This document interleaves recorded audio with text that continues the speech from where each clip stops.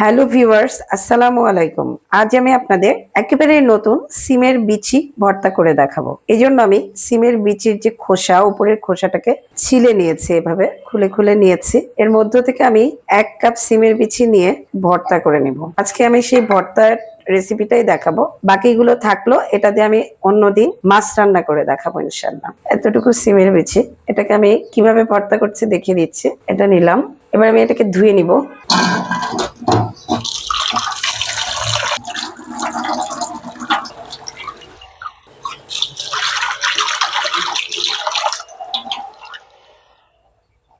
সিমের বিচিকে দেখে মনে হয় অনেক শক্ত, আসলে অত শক্ত না। এটাকে আমি এবার একটু সেদ্ধ করে নিব। সেজন্য আমি 1 কাপের চেয়ে একটু বেশি পানি নিয়ে নিচ্ছি, তারপরে সেদ্ধ দিব। এখানে আমি 1 চিমটির মতো লবণ দিয়ে দিচ্ছি, লবণ দিয়ে সেদ্ধ করে নিচ্ছি।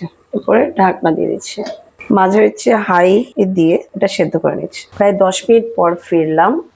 দেখুন পানি প্রায় শুকিয়ে গেছে, আমি দেখি সেদ্ধ হয়েছে কিনা। একেবারেই সেদ্ধ হয়ে গেছে। গরম পানিটা পুরোটা একটু শুকিয়ে নিব। দেখুন পানি একদম শুকিয়ে গেছে, এখন নামিয়ে ফেলবো। এটাকে একটু ঠান্ডা করে এখন আমি বেটে নিব। শিলপাটায় বাটতে পারেন অথবা ব্লেন্ডারে বেটে নিতে পারেন। এই ভর্তাটা খেতে কিন্তু ভীষণ মজা, তাছাড়া ভীষণ পুষ্টিকরও। আমি ভর্তা করার জন্য একটা কড়াই নিয়ে 1 চা চামচের মতো তেল দিলাম, দিয়ে আমি কয়েকটি শুকনো মরিচ পুড়িয়ে নিব। এগুলো আসলে আমরা সবাই জানি যে মরিচটা একটু পুড়িয়ে অথবা একটু তেলে নিলেই হয়। আমি একটা পেঁয়াজ নিচ্ছি, পেঁয়াজটাকে কেটে নিচ্ছি।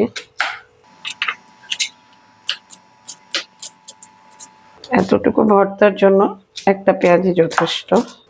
এখানে এই পেঁয়াজটাকে আপনারা একটু তেলের মধ্যে তেলেও নিতে পারেন, কিন্তু এখানে কাঁচা পেঁয়াজটা দিলে খেতেই বেশি মজা লাগে। আর 3 কোয়া রসুন নিয়েছি, সেটাকে আমি থেতো করে নিচ্ছি।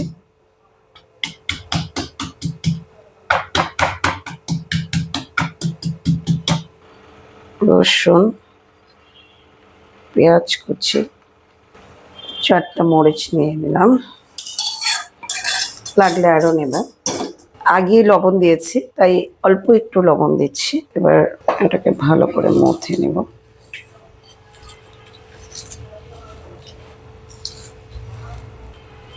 লবণ ঝাল আপনারা আপনাদের পছন্দ মতোই নেবেন। আমি আরেকটি মরিচ দিচ্ছি।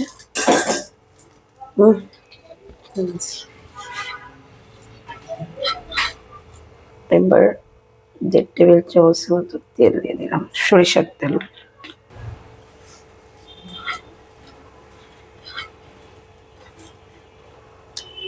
এবার আমি ব্লেন্ডারে ব্লেন্ড করে নিয়েছিলাম, সেই ভর্তাটুকু নিয়ে নিচ্ছি, সিমের বিচিটুকু। এবার একসাথে মাখিয়ে নেব।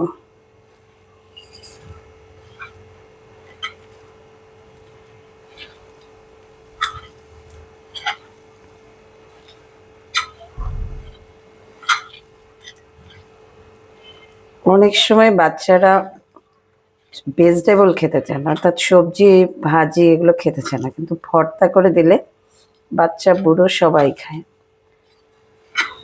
ভর্তাটা সব সময় সহজ, চমৎকার একটা ভর্তা।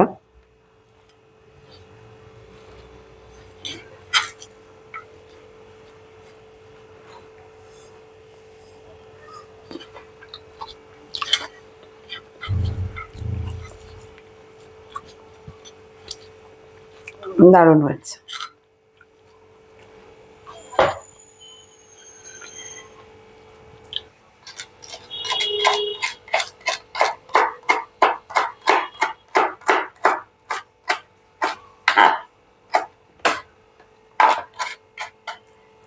এর সাথে আমি একটু ধনিয়া পাতাও দিচ্ছি, আপনারা ধনিয়া পাতা দিলেও পারেন, না দিলেও পারেন। আশা করি আপনাদের কাছে রেসিপিটি সহজ এবং ভালো লেগেছে এবং নতুনও লেগেছে।